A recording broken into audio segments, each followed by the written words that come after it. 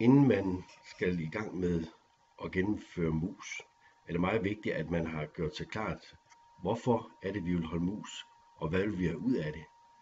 Og det handler altså om overskuelighed og noget med udbytte og noget med hele processen.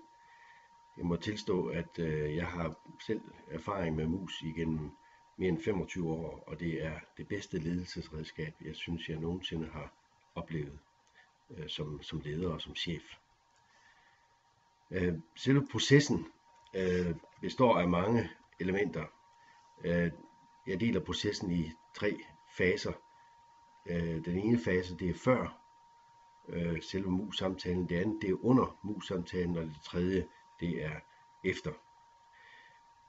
Den kendte ledelsesfilosof Stephen Covey, han har et udtryk, når man står over for et stort projekt, så siger han, begynd med slutningen. Det vil sige, begynd med at gøre klart, hvad skal der komme ud af det, hvad skal resultatet egentlig blive. Og der kan man godt sige med mus-processen, hvad er det egentlig, vi går efter? Hvad er det for et udbytte, vi skal have ud af mus? Og det udbytte, det er sådan set også på 3 niveauer. Det er for lederens udbytte, så er det for medarbejderens udbytte, men så er det altså også for virksomheden. Det er en meget vigtig del, at virksomheden også må have et udbytte, den mere strategiske del af det. Der kan siges mange ting om de enkelte dele her med lederens udbytte og medarbejderens og virksomheden. Jeg har bare sat nogle få stikord op om den enkelte. Jeg vil bare prøve at tage lederens udbytte først.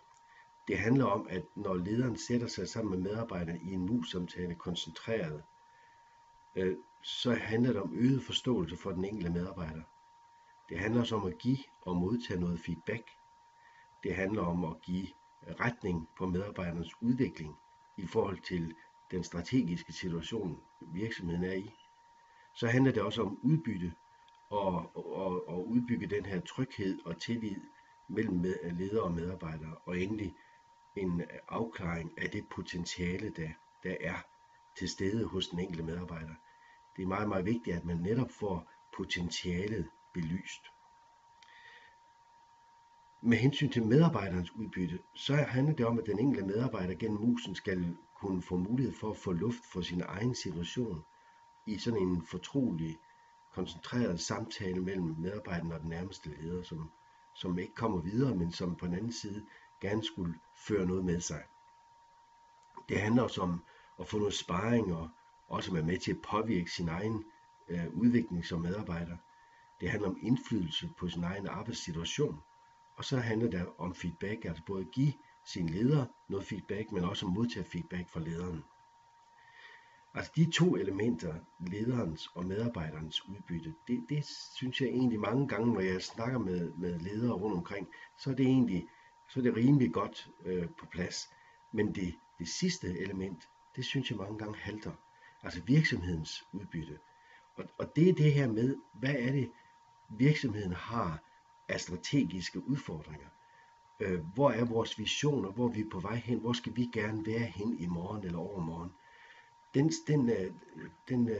strategi og de mål og de visioner, de skal gerne nedbrydes til den enkelte, så den enkelte medarbejder ser sig som en del af den proces.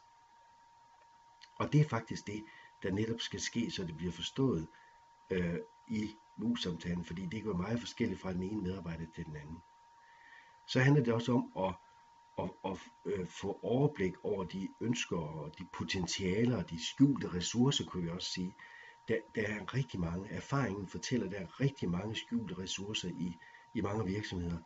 Og det handler jo om at få de skjulte ressourcer sat i spil, så de på den måde kan blive frugtbargjort. Det er også noget, der kan aflæses på bundlinjen.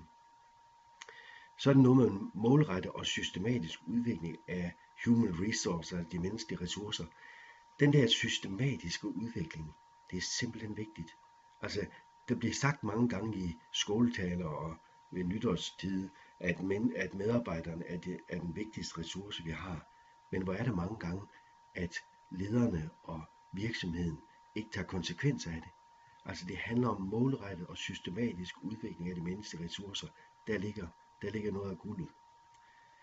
Og det sidste altså netop derfor en bedre anvendelse af ressourcerne. Det er sådan de 3 elementer, der skal til omkring udbytte af mus. Altså begynd med slutningen, det er det udbytte, vi går efter. Når Stephen Covey har sagt begynd med slutningen, og vi så har beskrevet slutningen, hvad skal vi nå, så siger Stephen Covey videre, gør så det første først. Det vil sige, så går vi tilbage til 1 før hele forberedelsen. Altså før mus-samtalen overhovedet begynder, der er den forberedelse, og den er vigtig. Det er vigtigt, at man har en